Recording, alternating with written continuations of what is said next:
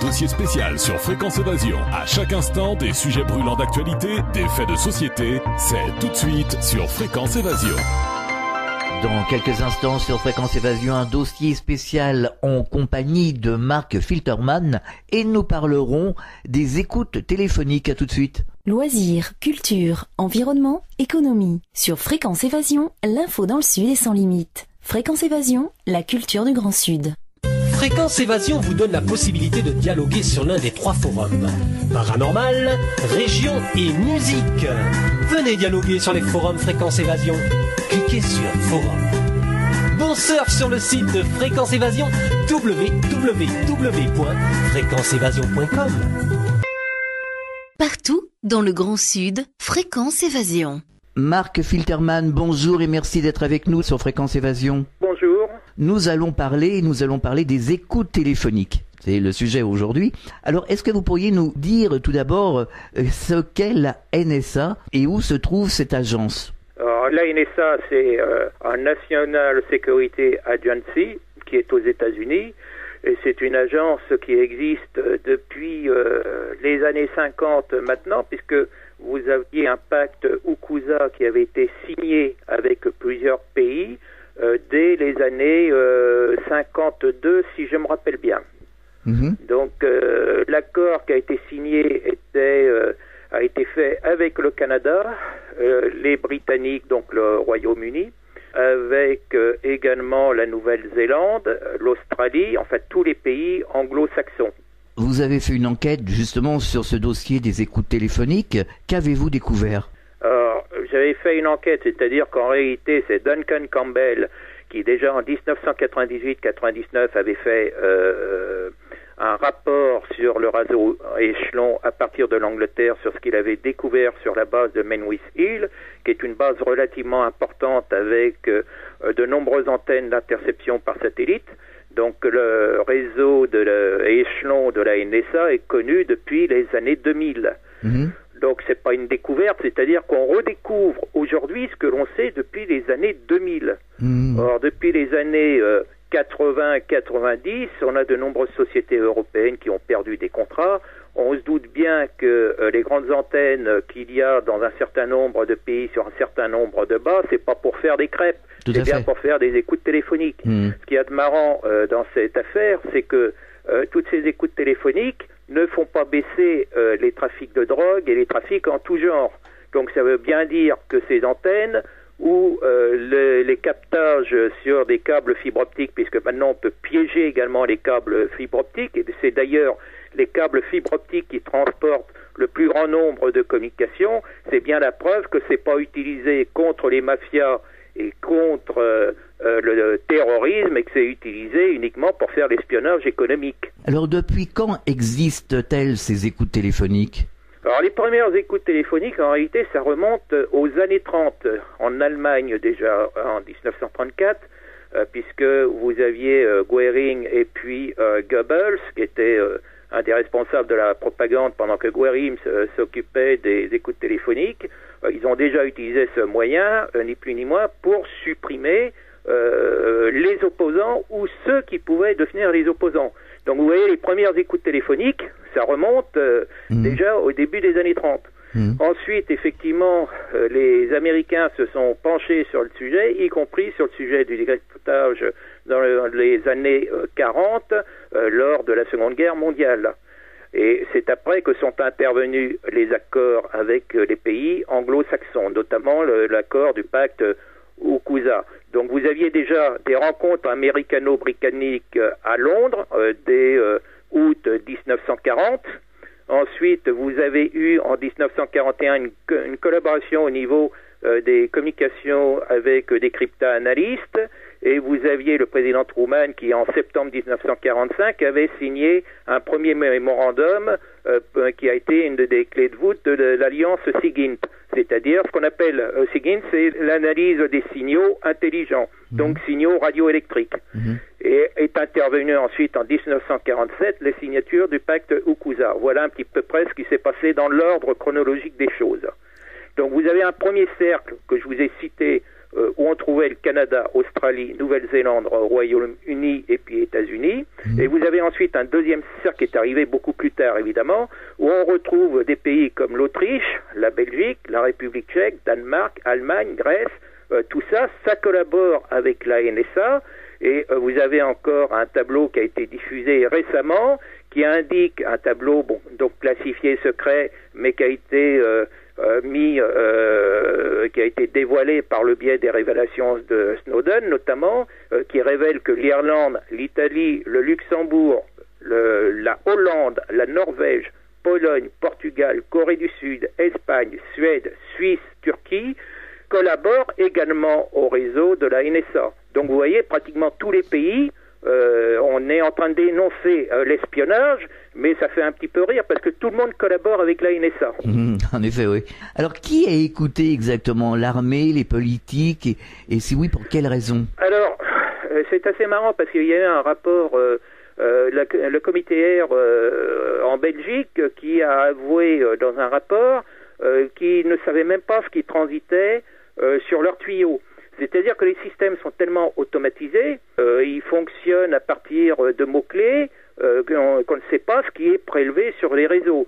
Toujours est-il que pour les pays qui font partie de l'Union européenne et qui collaborent avec la NSA, on est dans la violation de l'article 8 de la Convention européenne des droits de l'homme, puisqu'on a des atteintes à la vie privée. Bien sûr. Pour donner un ordre d'idée, au niveau des collectes, on s'est aperçu qu'entre fin décembre et début janvier, donc 2012-2013, il y avait eu, par exemple en France, 70 millions de coms captés, et pour les autres pays, c'est pareil, ça tourne aux alentours de 50-60 millions de coms qui sont interceptés. Alors on en parle beaucoup de ces écoutes téléphoniques et le citoyen lambda, enfin on le voit à la radio, tout le monde se sent écouté, se sent espionné, on nous dit on est sur écoute, on est sur écoute. Est-ce que vraiment le citoyen lambda est écouté? Mais il n'y a pas que le citoyen lambda, on parle du citoyen lambda, mais les politiques ne savent même pas qu'eux-mêmes ils peuvent être écoutés. On a des circulaires, par exemple en France, où il est demandé aux ministres d'utiliser des téléphones cryptés. Même eux, ils n'utilisent pas de téléphone crypté. Moi, je me suis rendu compte au cours d'une affaire, puisque bon, je travaille aussi sur des sujets sensibles qui peuvent toucher au domaine de la santé. Je me suis rendu compte que des emails que j'avais expédiés à des députés avaient été détournés et interceptés par des robots. J'ai donc dressé une liste de 250 députés et sénateurs, et pas seulement la NSA, donc, où des opérateurs interceptaient les courriers électroniques par le biais des mots-clés et détournaient ces courriers électroniques. J'ai même découvert qu'un ancien responsable de la CNIL avait lui-même son email qui pouvait être intercepté.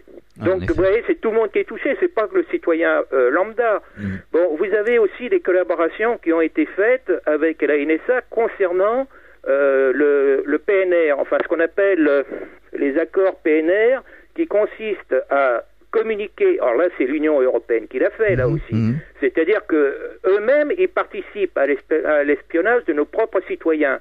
Le PNR, c'est ce qu'on appelle, c'est le Passenger Name Record, qui consiste à communiquer aux États-Unis toutes les personnes qui utilisent les compagnies aériennes pour surveiller le territoire aérien, se poser sur le territoire américain. Qu'est-ce qui a été fait? Eh bien, on communique nos informations, mais il n'y a pas de réciprocité. C'est-à-dire que les informations concernant des passagers américains ne sont pas communiquées à l'UE. Donc, on se demande à quoi sert l'Union européenne, si elle sert à protéger les intérêts des citoyens européens ou si c'est le contraire. D'ailleurs, apparemment, c'est le contraire, parce que je viens d'avoir un rapport entre les mains que j'ai pas eu le temps de lire, puisque je viens de le recevoir, un rapport de 150 pages qui met en cause justement la CNIL et qui dit carrément que la CNIL n'a pas protégé les intérêts des citoyens européens. Et la CNIL française est d'ailleurs visée carrément par ce rapport. Alors on dit que la France fait partie des 5 pays qui pratiquent le plus les écoutes téléphoniques. Quels sont les autres? Est-ce que c'est vrai déjà que la France en fait partie? Mais il n'y a pas que la France. Tous les pays font des écoutes téléphoniques. C'est clair, net et précis. Ils ont tous des infrastructures. Sauf que les États-Unis, l'Angleterre, ils font carrément du chalutage. C'est-à-dire ils récupèrent tout, aussi bien au niveau du citoyen que des entreprises, chefs d'entreprise et politiques. D'ailleurs, on l'a vu avec Madame Angela Merkel, qui apparemment, elle utilise un BlackBerry. Et quand on prend un document du DSD, là aussi, on a un certain nombre de smartphones qui sont cités, comme les Motorola, comme les Nokia. Qui sont des cibles. BlackBerry, je ne vais pas revenir là-dessus, mais déjà, si vous faites des recherches par des mots-clés sur Internet, vous constaterez qu'il y avait eu des tentatives, c'est pas qu'il y a eu des tentatives, c'est qu'il a été introduit des chevaux de Troie, ni plus ni moins, pour pouvoir pirater les smartphones BlackBerry. Donc, s'ils sont en difficulté aujourd'hui, il ne faut pas s'en étonner. BlackBerry, c'est une compagnie canadienne. Ouais. Donc, c'est-à-dire vous avez beaucoup de systèmes qui sont actuellement sur le marché. Or, tous les systèmes que vous avez, ils ont des failles de sécurité. Donc, quand Microsoft vient dire qu'il va modifier le système SSL de façon à augmenter la sécurité, ça fait un petit peu rire, puisque vous avez l'article FISA aux États-Unis qui oblige en quelque sorte tout opérateur ou fournisseur de matériel ou système crypté, ni plus ni moins, de fournir les clés. Donc on ne voit pas comment Microsoft ou Verizon ou AT&T peuvent durcir leur système ou crypter leur système, puisque de toute façon, ils sont obligés de donner les clés ou de s'en conformer à la loi FISA. C'est une loi qui date de 1978 et qui concerne la surveillance des étrangers. Vous avez également ce qu'on appelle FISC, qui est une cour de supervision de la surveillance à l'étranger, qui ordonne ni plus ni moins aux opérateurs du territoire américain de communiquer ce qui est exigé par la NSA et les services de sécurité. S'ils ne le font pas, comme a dit dernièrement le PDG de Yahoo, ils partent en prison. Alors, qui gère ces écoutes téléphoniques et quel matériel se sert-on pour effectuer ces écoutes? Alors, il y a plusieurs entités aux États-Unis qu'on ne peut pas tout citer. Vous avez, essentiellement, tout est centralisé à la NSA. Vous avez la DIA également qui concerne les services militaires américains. Vous avez le FBI, vous avez la CIA. Normalement, chaque service a ses systèmes. Mais en réalité, c'est tellement, le système est tellement vaste, le budget qui est alloué à l'espionnage et à la NSA, chaque année, c'est plusieurs dizaines de milliards de dollars. Là, vous avez un centre qui a été construit à Bluffdale dans l'Utah. Rien que ce centre, il y en a pour 2 ou 3 milliards de dollars. Donc, ce nouveau centre, il va être destiné à intercepter toutes les communications Internet. Il a une capacité phénoménale. Il lui faut une puissance électrique d'au moins, je sais plus combien. Je crois que la note d'électricité par mois, c'est $1 million pour donner un ordre d'idée de ce système. Alors, depuis longtemps, les premières infrastructures concernaient les interceptions radioélectriques et satellites. Maintenant, le trafic passe par le câble, donc par les fibres optiques. Maintenant, les nouveaux systèmes d'espionnage sont orientés sur les câbles fibres optiques et avant on ne pouvait pas poser de bretelles dessus, mais maintenant on sait que les câbles fibres optiques sont piégés, y compris les câbles fibres optiques européens. Alors on dit que les portables sont des véritables espions, même éteints. Oui, alors les portables, effectivement, il y a sur certains types de portables, comme au Japon, la possibilité de les réactiver. Par exemple, là-bas, ils ont beaucoup de séismes. Donc, quand un portable est effectivement mis en veille, il peut être réactivé à distance. Ce qui indique qu'il y a dans les portables, et d'ailleurs, c'est marrant parce qu'un constructeur de portable, je crois que c'est Nokia, n'a pas nié cette possibilité de remettre en route le portable même quand il est coupé.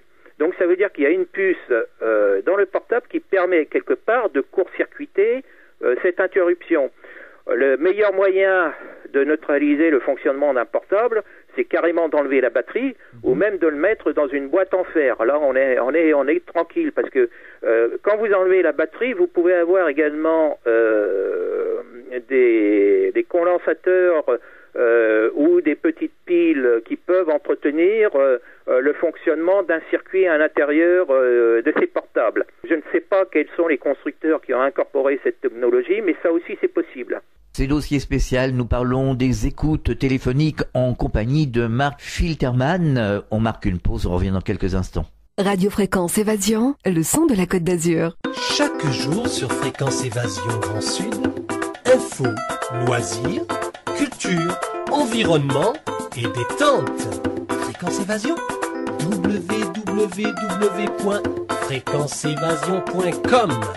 De Menton à Toulouse, Radio Fréquence Évasion, le soleil du Grand Sud. Nous sommes de retour sur Fréquence Évasion, nous sommes toujours en compagnie de Marc Filterman.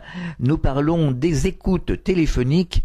Alors, nous en parlions il y a quelques instants, vous me parliez de courrier électronique, de boîte mail, donc les courriers électroniques seraient aussi espionnés.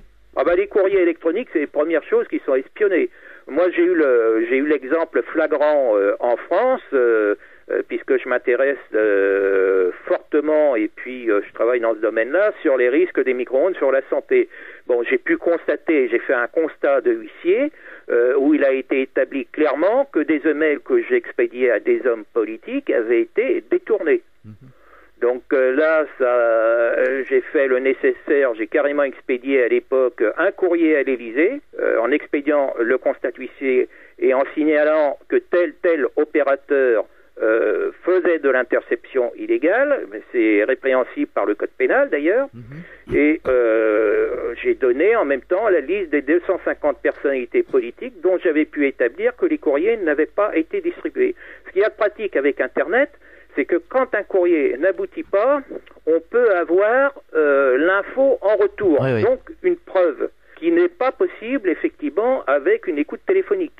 Alors quelle a été la réaction suite à votre courrier? La semaine suivante, apparemment, les problèmes ont cessé. Ah, quand même. J'avais écrit carrément au service de l'Élysée, j'avais dit, vous utilisez tel mot-clé et vous allez pouvoir constater qu'en utilisant ce mot-clé, même si vos services expédient un courrier électronique à ce député, à sa boîte personnelle, vous pourrez constater que le courrier sera détourné.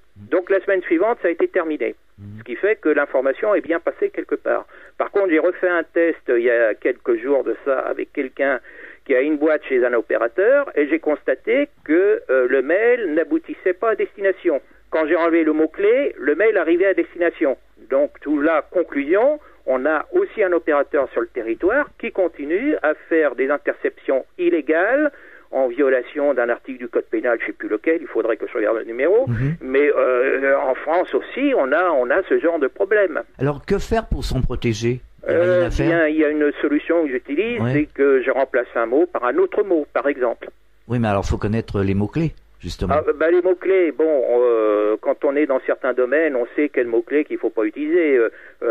Si on veut dialoguer, par exemple, avec un correspondant sur la NSA, on ne va pas mettre le mot NSA, par exemple. Ouais. Donc, on va remplacer le mot par un autre mot. Si vous utilisez des mots neutres dans un mail, de toute façon, ceux qui sont adeptes de cette solution, ceux qui ont parfaitement bien compris le problème quand ils parlent au téléphone, ce sont les dealers de drogue. Et ils vont pas parler de barrettes de hachis, ils vont parler par exemple de carottes. Bon, bien sûr. Voilà un exemple. C'est-à-dire que nous avons dans le domaine des trafiquants de drogue des gens qui sont plus performants que les politiques, parce que quand vous parlez d'écoute téléphonique ou n'importe quoi, moi j'ai eu le cas, vous avez des gens qui vous répondent c'est de la paranoïa, en général ceux qui parlent de paranoïa c'est les mêmes qui ont des intérêts avec des officines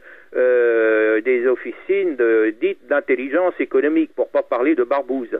Donc de toute façon, quand on épluche un petit peu ce milieu-là, on voit également qu'il y a des liens entre officine d'intelligence économique, par exemple, et agence d'escort girl, puisque c'est le meilleur moyen aussi de faire de l'espionnage. Vous avez eu des cas également où vous aviez, par exemple, des mannequins dans des bars. Enfin, je connais un cas précis où vous aviez un mannequin qui était qui fréquentait les bars d'hôtel et qui s'amusait à pirater les smartphones, par exemple, avec son propre smartphone. Il y a quelques cas comme ça. Les services de renseignement utilisent ces méthodes. Mais est-ce qu'on n'est pas en train de fabriquer une société de parano? Parce que vraiment, on se sent plus libre dans sa tête maintenant. Alors déjà, en France, on constate dans tous les domaines qu'il y a un certain laxisme. C'est-à-dire qu'il y a une incompétence voulue ou réelle. Même en Angleterre, comme il disait, ils avaient beau mettre en garde les chefs d'entreprise contre certains risques ou les pièges avec des escort girls, et puis ces dirigeants au niveau de l'industrie oubliaient toutes ces règles de sécurité. En Angleterre, ils ont eu des dirigeants, par exemple, qui se sont fait voler leur ordinateur portable, y compris des ordinateurs portables assez sensibles. Mais il n'y a pas qu'en Angleterre. Autant d'autres pays, c'est pareil. Vous avez des services de renseignement qui font la chasse aux portables. De temps en temps, ça c'est arrivé avec une délégation étrangère, les personnes y reviennent à leur chambre d'hôtel et puis ils trouvent quelqu'un dans la chambre avec toute la panoplie du matériel d'espionnage. Donc la personne qui s'est fait, ils étaient deux, je crois, les deux personnes qui se sont fait coincer, on s'est trompé de chambre et puis ils en ont oublié leur matériel sur le lit. C'est pire que James Bond. Oui, il y a des gags comme ça. Ça paraît hallucinant, mais il y a des gags comme ça. Mais de toute façon, vous avez aussi le piégeage à distance des téléphones portables, notamment des smartphones. Bon, vous avez des sociétés ou des logiciels espions qu'on peut installer ou peut faire installer pour 34 €. Avant, il était à 130 € ce logiciel. Maintenant, il n'est plus qu'à 34 €. Et vous transformez ce portable en véritable espion, c'est-à-dire que même quand il est coupé, on peut le déclencher à distance pour vous espionner. Donc vous avez actuellement deux moyens d'espionnage qui sont utilisés par les services de renseignement, c'est la carte bancaire et le téléphone portable. Et le téléphone portable, vous n'avez pas besoin de mettre de micro puisque le smartphone est déjà en micro en lui-même. Si vous le déclenchez à distance, vous pouvez écouter tout ce qui se passe dans le bureau. Il y avait une expérience qui avait été faite également avec une députée belge. On lui avait fait la démonstration à l'époque qu'on pouvait déclencher la webcam de son ordinateur portable à distance et du micro de son ordinateur pour écouter tout ce qui se faisait dans son bureau. Cette démo a été faite. De même que les boîtes mail de députés, la démonstration a été faite, les boîtes mail de députés qui avaient leur boîte sur Hotmail avaient été piratées, la démonstration a été faite. De toute façon, actuellement, tous les systèmes actuels, ils ont tous des failles de sécurité. Quand on vous parle de système de cryptage, un système de cryptage, il ne peut être qu'homologué qu'à partir du moment où vous avez le backdoor qui permet de franchir ce système de cryptage. Donc de toute façon, acheter du matériel qui vient des États-Unis, du matériel du cryptage, ça ne sert à rien parce que les États-Unis et d'autres pays ne vendront jamais aucun matériel de cryptage sans en avoir les clés. Si on veut se protéger avec son portable, vous dites que de mettre le portable dans une boîte en fer, ça marche, ça fonctionne. Ah bah si vous mettez le portable dans une case de Faraday, dans ce cas-là, plus rien ne passe. Si vous enlevez la batterie, vous êtes tranquille. C'est le meilleur moyen de protection. Pour les ordinateurs portables, vous avez une solution. Sur tous les ordinateurs, vous avez une webcam. Bon, comme avec les fonctions logicielles, vous ne pouvez plus avoir aucune confiance, vous faites une chose, vous mettez un scotch noir devant la webcam. Oui. Terminé, ou vous débranchez la webcam si c'est une webcam extérieure. Et pour pas être ennuyé avec le micro de l'ordinateur, vous mettez une fiche de jack sans micro dans la prise micro. Ce qui fait que vous coupez l'accès au micro. Donc on ne peut plus vous écouter. C'est deux moyens simples et en plus, vous n'avez pas de problème. S'il y a un problème avec le firewall que vous n'en avez pas, de toute façon, la caméra et le micro sont neutralisés. Voilà des exemples. Vous avez également un autre problème qui vient d'être découvert avec les postes de télé qui sont reliés à Ethernet également et qui peuvent servir à l'espionnage. Alors si vous connectez, c'est même plus grave que ça parce que on peut également recopier ce que vous avez sur la clé USB que vous avez connecté sur le poste de télévision qui est raccordé à Ethernet. Donc ça a été découvert récemment et ça concerne plusieurs fournisseurs de télévision, plusieurs fournisseurs de téléviseurs d'écran plat où les téléviseurs peuvent se servir d'outils d'espionnage. Ah oui. Donc si vous mettez une webcam là aussi sur votre écran de télé et que par exemple l'écran de télé est dans votre chambre, vous voyez un petit peu le problème. Ouais. Non, mais là c'est infernal quoi. c'est de la folie. Alors, vous avez également une autre astuce sur laquelle sont en train de travailler les services secrets. Alors, le Wi-Fi, bon, ça c'est pareil, on peut le casser, mais ça fait des années qu'on sait le casser, c'est pas un problème, ça. Mais avec le Wi-Fi, on peut l'utiliser comme radar. C'est-à-dire, quand vous émettez des ondes, en fonction des cibles qui bougent dans un volume, vous renvoyez des échos. Donc là, vous avez des services secrets aussi qui ont travaillé sur la possibilité de savoir s'il y avait une personne ou pas dans la pièce, rien qu'avec le signal Wi-Fi. Ça, c'est une autre technique. Vous avez une autre technique d'espionnage également qui consiste à analyser les frappes du clavier. Ouais. C'est-à-dire qu'à partir des frappes du clavier, on pouvait savoir ce que vous tapiez sur le clavier. Ah oui. Parce qu'en fonction des pays et des langues, vous n'avez pas le même nombre de caractères dans les mots. Par exemple, vous avez une lettre qui est récurrente, qui revient très souvent en France, dans le langage français, c'est la lettre E, où vous avez des consonnes qui sont répétées. Alors, pour le langage français, en analysant le son qui est généré par les frappes au niveau du clavier, vous pouvez déterminer ce qui a été tapé. Alors avant, vous aviez des méthodes d'espionnage qui reposaient sur la captation des rayonnements électromagnétiques générés par les écrans cathodiques. Donc moi j'ai vu à l'époque, dans les années 90, des dispositifs de ce calibre qui coûtaient 1 million de francs et on se synchronisait sur les fréquences de balayage de l'écran cathodique pour arriver à détecter ce qui était tapé sur l'écran d'ordinateur. Le problème auquel s'est confronté la NSA ou la CIA, c'est que quand vous aviez plusieurs écrans d'ordinateur dans une même pièce, ce dispositif n'était plus utilisable. Et curieusement, c'est après justement ce constat que le Wi-Fi est arrivé, ou les claviers sans fil également, où on a vu aussi des claviers sans fil qui pouvaient rayonner jusqu'à une centaine de mètres. Quand même, c'est quand même impressionnant, tout ce que vous me dites. Vous avez d'autres dispositifs également pour espionner ce qui se dit dans un local, qui consiste à utiliser un faisceau laser. Le faisceau laser est braqué sur la fenêtre, et les vibrations qui sont produites par les voix des personnes dans un local provoquent une certaine vibration sur la vitre, et à partir d'un faisceau laser, vous analysez ces vibrations également. C'est des techniques qui existent depuis longtemps. C'est pas une découverte. La NSA, les services secrets américains utilisent toute cette panoplie de techniques. Mais beaucoup de gens l'ignorent, hein. C'est ça le problème, parce que même moi, ce que vous me dites là, mais bon, c'est un peu... De toute façon, je vais vous dire une chose, même quand vous mettez en garde les politiques et tout le cirque, vous avez des gens qui viennent parler de paranoïa, c'est-à-dire que quand vous dérangez quelque chose ou quelqu'un, automatiquement, on vous discrédite. Là, par exemple, on a un parfait exemple avec les bonnets rouges. Oui. On a essayé de les assimiler à des mouvements identitaires.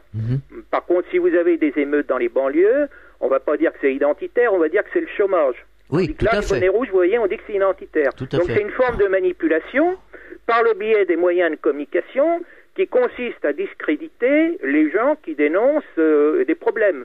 Donc, systématiquement, quand vous dénoncez un problème, on va dire que vous êtes parano ou affabulateur. Ça, c'est la technique, parce que vous allez déranger qui ? Vous allez déranger des officines d'intelligence économique.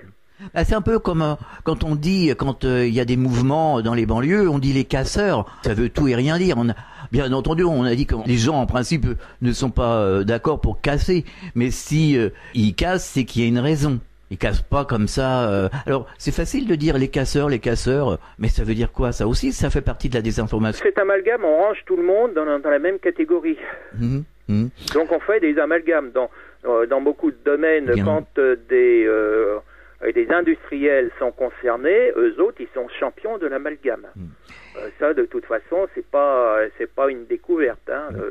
Non. C'est les mêmes méthodes qui sont utilisées par tous les lobbies, et les lobbies sont les premiers à utiliser des officines d'intelligence économique. On a même vu en France des sociétés, des entreprises utiliser des officines anglo-saxonnes. Bon, on rigole, quoi. Après, on s'étonne qu'il y ait de l'espionnage, qu'il y ait des informations sensibles qui partent à l'étranger. Mais enfin, bon, quand on en arrive à ce stade, il y a quand même un souci. Alors, qu'est-ce que la machine Enigma ? La machine Enigma, ça remonte aux années 40, ça remonte à la Seconde Guerre mondiale. ça consistait à décrypter les messages, effectivement, notamment avec les sous-marins allemands. Donc ça a été fait là aussi avec les Britanniques et puis les Américains qui ont fortement collaboré. En somme, les deux pays qui ont le plus collaboré aux méthodes de cassage, de décryptage, ce sont les États-Unis et les Anglais. C'est eux qui ont été les premiers sur le créneau, avec les Allemands aussi qui cryptaient leurs messages. Alors actuellement, d'ailleurs, il va y avoir d'assez importants, d'assez gros soucis, parce que c'est passé totalement inaperçu, parce que les politiques ne suivent pas du tout. D'ailleurs, les informations, quand vous regardez les informations, chaque jour, on n'aborde que 2-3 sujets. C'est les mêmes sujets sur toutes les chaînes de télé, quoi. Les informations, c'est des informations de propagande aujourd'hui. Quand on a les mêmes infos sur toutes les chaînes de télé et sur toutes les radios, il y a un souci. Moi, je dis qu'on n'est plus en démocratie. Ah non. Donc, par exemple, vous avez le plus puissant ordinateur à l'heure actuelle, c'est plus les ordinateurs américains qui sont les plus puissants. Le plus puissant ordinateur, en réalité, c'est un ordinateur chinois qui a une capacité au niveau qui peut faire du décryptage, et ça ils vont pas se gêner pour l'utiliser pour faire du décryptage. Cet ordinateur a une capacité de 33 pétaflops. Alors je vais pas rentrer dans les détails des pétaflops et tout le cirque. Ce qu'il faut savoir, c'est qu'en France, on a des ordinateurs puissance maximum de 3 pétaflops. Aux États-Unis, le plus gros ordinateur, il fait 17-18 pétaflops, c'est un Titan. Et l'ordinateur chinois, le tout dernier qui est entré en service, il fait 33 pétaflops, et en vitesse de pointe, il peut monter à 55 pétaflops. Alors, qu'est-ce que c'est que les pétaflops? C'est le nombre d'opérations qui sont effectuées par seconde, en général en simple précision. Donc, on est avec un pétaflop, ça fait, pour les informaticiens, ça fait 10 puissance 15, c'est-à-dire 15 zéros derrière le 1, quoi. Donc voilà un petit peu la puissance de calcul de cet ordinateur. Donc il va quand même y avoir des soucis au niveau international en matière de cryptage de tout ce qui est communiqué diplomatique ou militaire, enfin tout ce qui est communication sensible, parce que là, la Chine a un ordinateur hyper puissant. D'ailleurs, je me pose des questions à savoir comment. C'est pas possible. Il doit y avoir une collaboration avec les Américains ou un contrat quelconque. Parce qu'un tel ordinateur nécessite 48 000 cartes accélératrices pour faire des calculs et 32 000, de l'ordre de 32 000 processeurs Xeon. Une telle commande, ça peut pas passer inaperçu. Bien sûr. Donc je me pose quand même déjà à savoir comment la Chine a pu acquérir autant de processeurs pour faire une seule machine qui a une puissance aussi énorme. Et ils envisagent de faire monter la puissance de cette machine à 100 pétaflops. Donc vous imaginez bien qu'en matière de cryptographie de tout ce qui est message sensible, ça va poser un problème. C'est dossier spécial, nous parlons des écoutes téléphoniques en compagnie de Marc Filterman. On marque une pause, on revient dans quelques instants. Vous écoutez Fréquence Évasion, Midi-Pyrénées, Languedoc-Roussillon, Provence, Côte d'Azur. Votre soirée télé sur les 6 chaînes et la TNT. Qu'allez-vous regarder ce soir? Pour en savoir plus, cliquez sur Programme TV. Fréquence Évasion vous propose le programme de votre soirée grâce à programme-télé.org. Bonne soirée à la télé ou sur Fréquence Évasion. Enfin, il existe une radio dynamique et proche de ses auditeurs. C'est Fréquence Évasion, la radio du Grand Sud sur le web. Écoutez la différence. Nous sommes de retour sur Fréquence Évasion, nous sommes toujours en compagnie de Marc Filterman. Nous parlons des écoutes téléphoniques. Est-ce que vous faites des conférences? Alors les conférences, non, je n'interviens pas souvent dans ces domaines-là. Bon, j'interviens effectivement dans les risques des champs électromagnétiques sur le sanitaire, mais je n'interviens pas souvent sur ces aspects d'espionnage électronique, parce que bon, c'est un moyen de se faire suivre à la trace, quoi. Oui. Quels sont les autres sujets que vous abordez? Les autres sujets sur mon site internet, on peut constater, en réalité, c'est tout ce qui a un rapport avec le domaine de rayonnement électromagnétique, que ce soit au niveau sanitaire ou au niveau espionnage. Donc, moi, j'avais fait déjà, en 2003 une émission avec un ancien patron de la DGSE et puis avec Thierry Jean-Pierre. On avait d'ailleurs parlé de ces problèmes de réseau échelon, et on peut constater que depuis les années 2000-2003, rien n'a été fait. Tout ce qu'on redécouvre aujourd'hui, là par exemple vous avez des incidents diplomatiques également, parce que l'affaire Snowden génère quand même des dommages collatéraux, et entre l'Indonésie et l'Australie, je crois que c'est l'Australie, vous avez actuellement des incidents diplomatiques qui vont faire avorter certaines collaborations, parce que l'Australie écoute, ou la Nouvelle-Zélande écoute les pays d'Asie, le Japon, et inversement d'autres pays écoutent aussi l'Australie, où vous avez l'Angleterre qui écoute l'Allemagne, et puis l'Allemagne doit écouter l'Angleterre aussi. C'est-à-dire que tout le monde est en train de se bouffer le nez, si je puis dire. Les Américains, ils sont très forts pour ça. Ils mettent des pays à se bouffer le nez ou à s'espionner entre eux.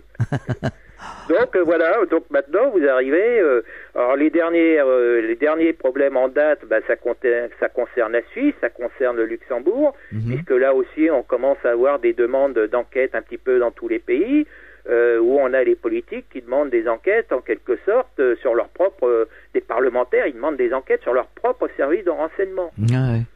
Donc ça prouve que les autorités politiques ne savent pas trop ce que font ou ce qui transite dans les tuyaux. Enfin, on a eu le cas dans un rapport belge que j'ai étudié, où effectivement, comment vous contrôlez ce qui passe dans un tuyau? Bon, on a Monsieur Montebourg qui vient de déclarer dernièrement qu'il fallait s'intéresser à l'innovation, que les emplois c'était dans l'innovation. Oui, ça dépend de quelle innovation. Ça fait un petit peu rire, puisque quand vous avez quelqu'un qui veut innover, surtout dans le domaine de l'informatique ou des télécommunications, il se fait automatiquement casser. Pas seulement par les sociétés étrangères, mais également par des sociétés internes, des grands groupes qui sont dans notre pays.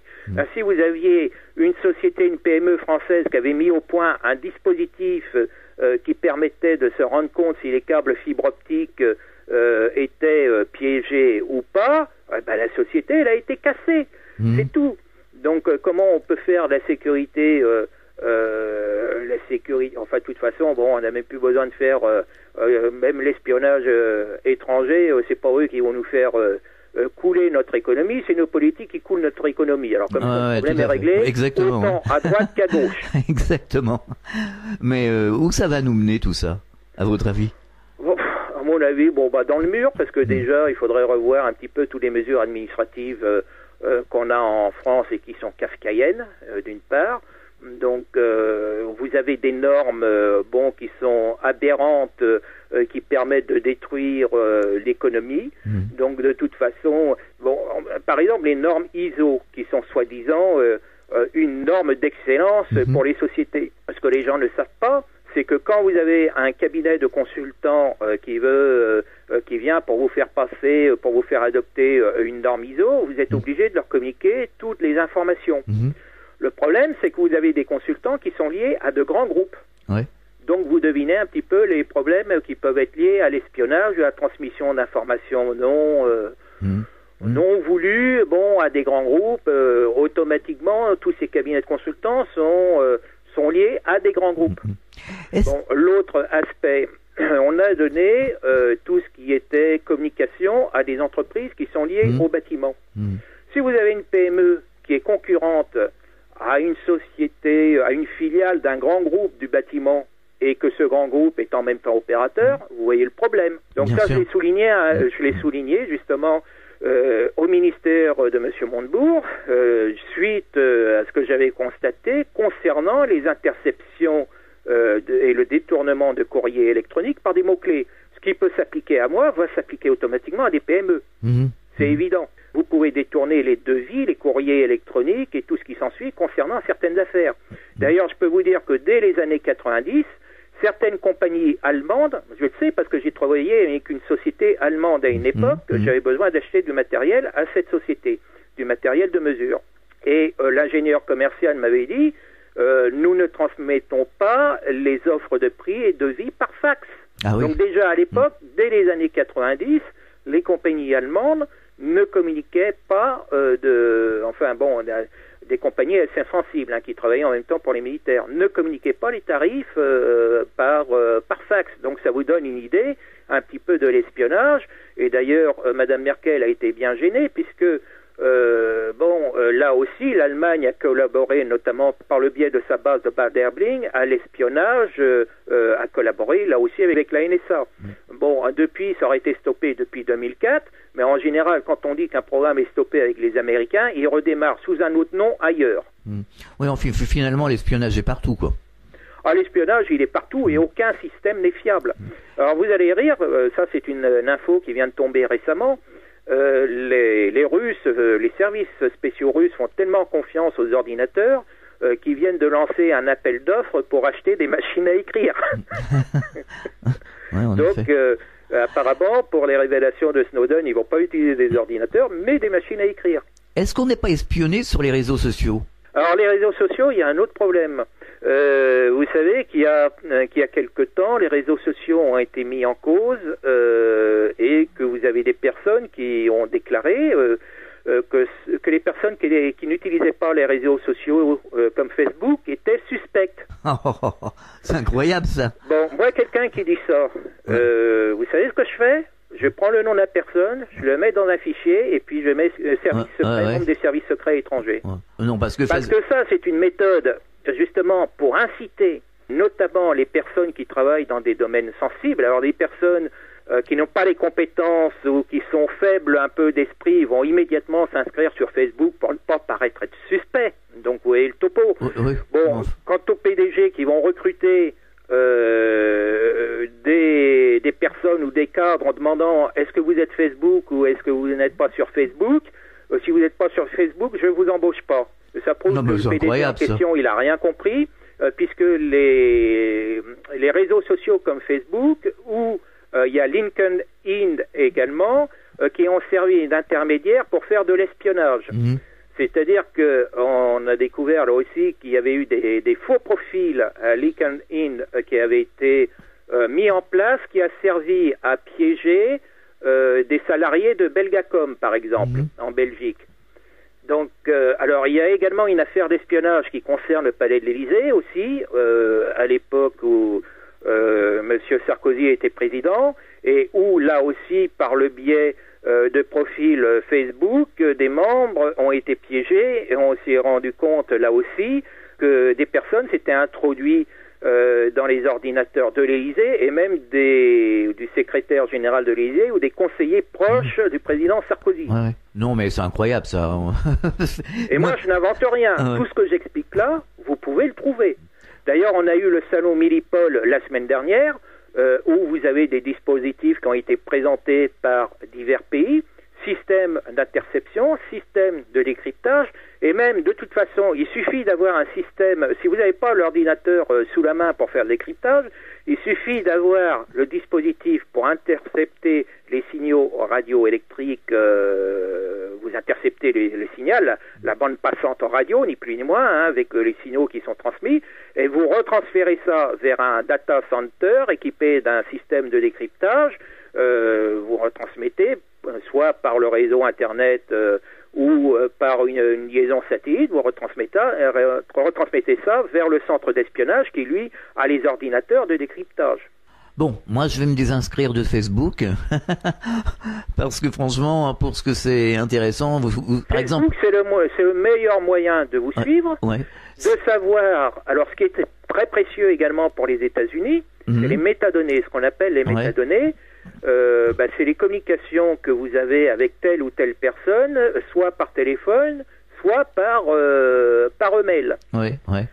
Alors, où le problème peut se poser, c'est si vous êtes en communication avec une personne sans savoir qu'elle a une double vie ou une triple activité ou je ne sais quoi, par exemple, vous pouvez être en contact avec une personne sans le savoir, elle peut être dans les trafics de drogue ou trafic d'armes.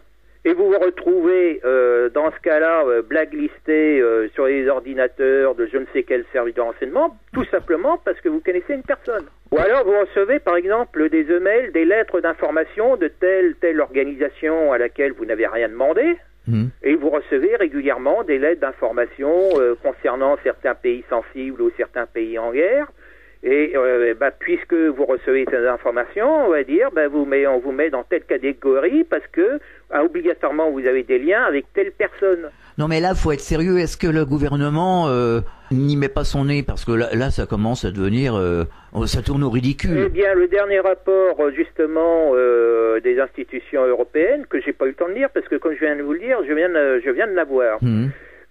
En France, on se préoccupe plus de la vie privée des délinquants et des dealers.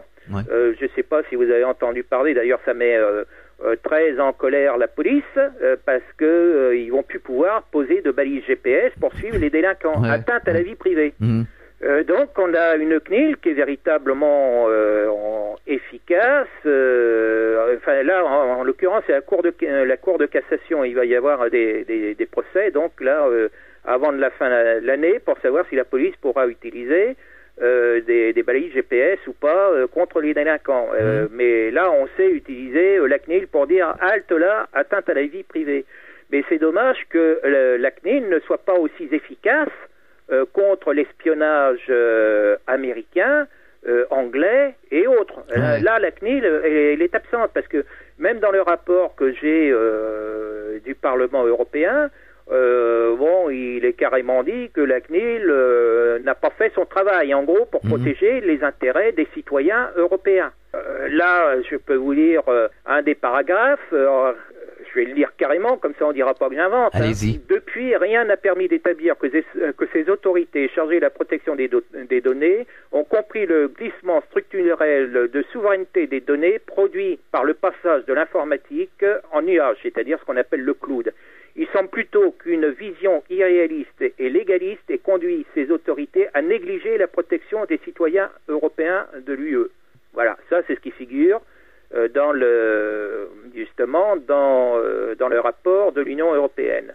On parle de rétablir l'article 42. L'article 42 a été rayé parce que justement l'objectif c'était de protéger les intérêts européens.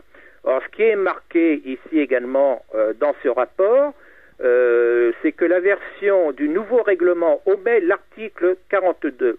Selon la numérotation d'un projet de règlement divulgué 2 mois avant la version finale, à la suite, semble-t-il, de pressions considérables des lobbyistes représentant les intérêts américains. Alors là, on parle maintenant de rétablir l'article 42, ce qui n'arrange pas les fournisseurs américains, bien évidemment. Et le contre-coup de l'espionnage américain, c'est qu'ils sont en train de perdre des dizaines de milliards de dollars, parce que du coup, les entreprises commencent à rechigner à utiliser les clouds américains.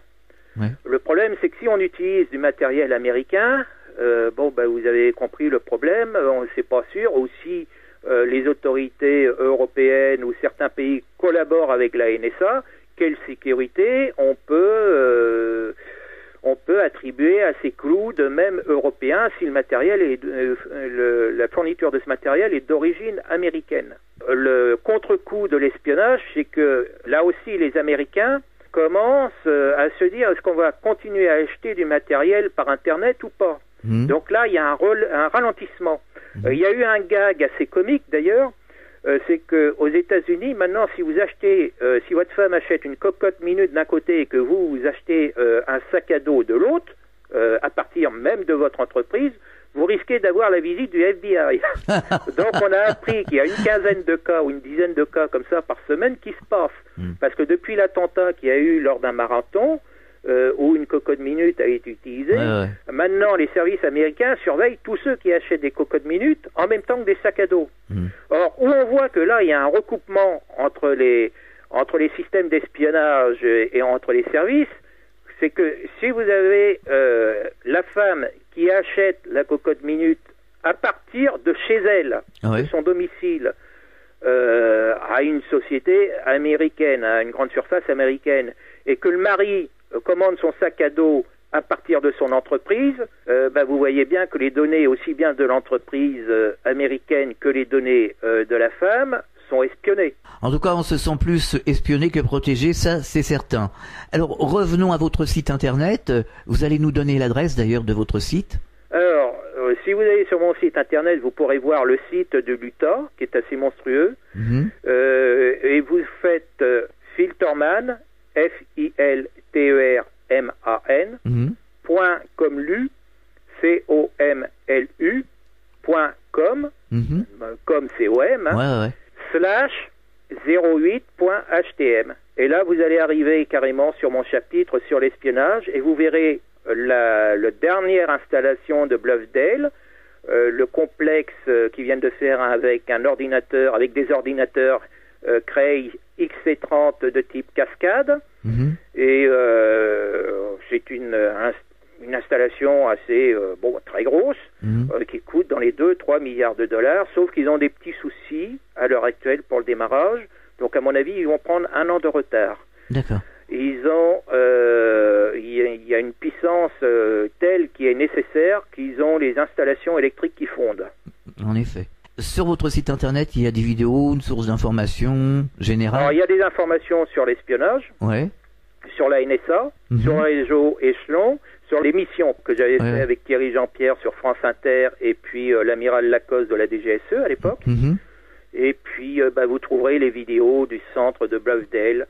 Même l'ordinateur qu'ils ont au centre de Bluffdale et les ordinateurs qu'ils ont sont moins puissants que l'ordinateur chinois. Marc Filterman, merci d'avoir participé à un dossier spécial sur Fréquence Évasion et à très bientôt sur cette antenne. Bien, je vous remercie, au revoir. À bientôt, au revoir. Fréquence Évasion.